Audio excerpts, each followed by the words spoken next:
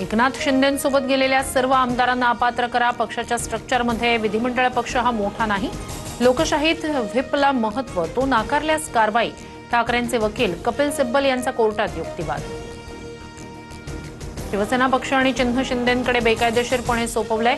घटनेच्या 10व्या सूचीनुसार प्रत्येक कृती बेकायदेशीर. संजय राऊत यांचा आरोप. आम्ही जे काही केलं ते कायद्यानुसार केलं. शिंदेंचे नेते राहुल शेवाळे यांचं प्रत्युत्तर.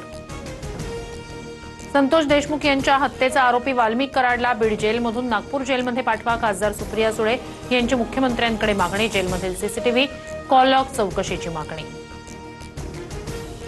जेलमध्ये आरोपी वाल्मिक कराड आणि सह आरोपींकडून वकिलांचं सिम कार्ड वापरून बीडमध्ये दहशत निर्माण करण्याचा प्रयत्न. राजकीय प्रभावामुळे कराडला बेकायदेशीर सुविधा. धनंजय देशमुख यांचा पत्रातून आरोप. सीजेपी आंदोलनादरम्यान पोलिसांची गाडी अडवणारी रिया अहिर राहुल गांधींसोबत. 30 विद्यार्थ्यांना बेकायदेशीरपणे ताब्यात घेण्यापासून वाचवल्यानंतरही हॅरॅसमेंट. 10 दिवसापूर्वी तक्रार करूनही एफआयआरची अद्याप नोंद नाही. रिया अहिरचा आरोप. केंद्रीय गृहमंत्री अमित शहांमध्ये संसदेत येऊन बोलण्याची हिंमत नाही. शहा विद्यार्थ्यांचे गुन्हेगार म्हणून तोंड लपवतायत. राहुल गांधींचा हल्लाबोल. राजकीय पक्ष नव्हे तर प्रेशर ग्रुप म्हणून काम करणार.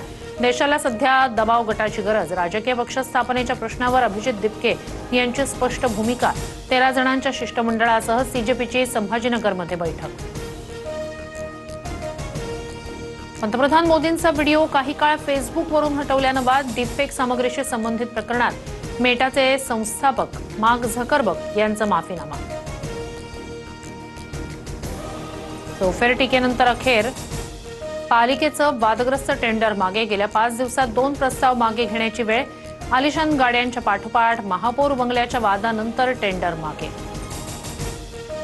भाजप आमदार अमरीश पटेल यांच्या ट्रस्टला मुंबईतील 16 एकर जागा देण्यास आदित्य ठाकरेंचा विरोध. भूखंड वाटप आणि एनओसी तातडीनं रद्द करून जागा नागरिकांसाठी खुली करावी. मुख्यमंत्री फडणवीसांना पत्र लिहित आदित्य ठाकरेंची मागणी.